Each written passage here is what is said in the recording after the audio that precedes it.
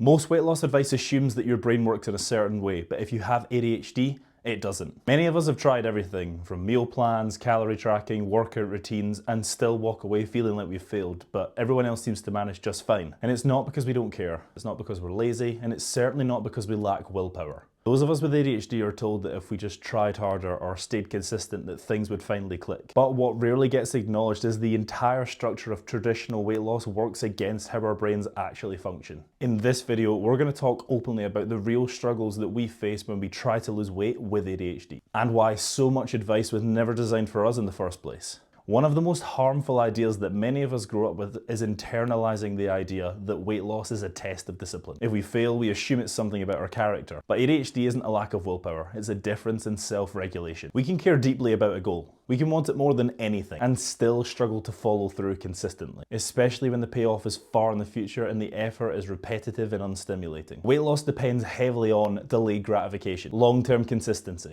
boring repetition, and self-control under stress. For ADHD brains, these aren't small obstacles, they're core challenges. When the system doesn't work, many of us don't question the system, we question ourselves. One thing that many of us don't learn early enough is how ADHD affects dopamine. Our brains tend to be understimulated, which means we're consistently seeking things that help us feel engaged, regulated, or simply on. Food, especially sugar, carbs, highly processed snacks, provide quick and reliable dopamine. So for many of us, eating isn't just about hunger. It's about getting through boredom, managing stress, transitioning between tasks, coping with overwhelm. When weight loss advice tells us to just stop snacking or cut out trigger foods, it ignores the role that food plays in keeping us functional. Removing that without understanding why it's there can leave us feeling restless, dysregulated, and frustrated, often leading us right back to the same patterns. A lot of us genuinely plan to eat well. We have the intention, we know what we should do. We may even feel excited to start. Then impulsivity shows up. With ADHD, impulsivity isn't about being careless. It's about how strongly the present moment outweighs the future.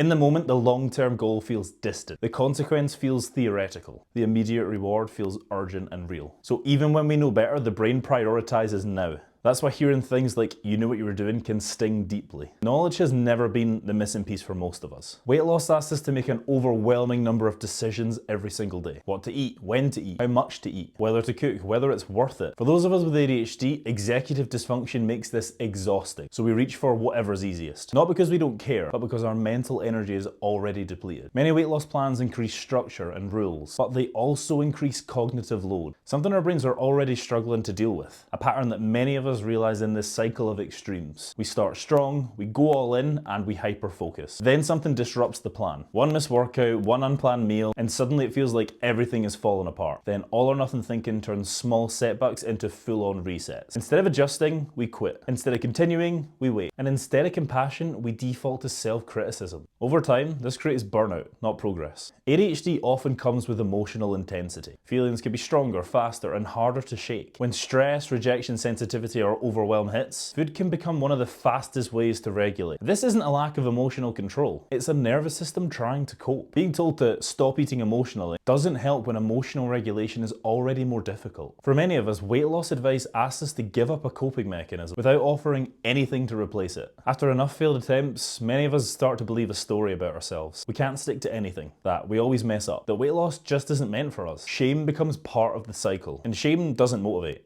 It paralyzes. It makes us avoid tracking, avoid routines, avoid even trying again. At some point, the real damage isn't physical. It's the loss of trust in ourselves. Many weight loss systems are built for brains that self-motivate easily, thrive on routine, tolerate boredom, respond well to rigid rules. And when advice ignores that, it sets us up to fail, and then convinces us that the failure is personal. It isn't. Understanding this doesn't mean giving up. It means we finally stop blaming ourselves for systems that weren't designed for our brains in the first place. If this video felt uncomfortably familiar, that's because many of us are living the same experience. We're not broken, we're not lazy, and we're certainly not failing because we don't want it badly enough. We're trying to lose weight with ADHD in a world that rarely acknowledges what that actually means. In the next video, we'll talk about approaches that work with our brains rather than against them, without shame, punishment, or impossible expectations. For now, the most important thing to remember is this: our struggle makes sense, and recognizing that is the first step forward.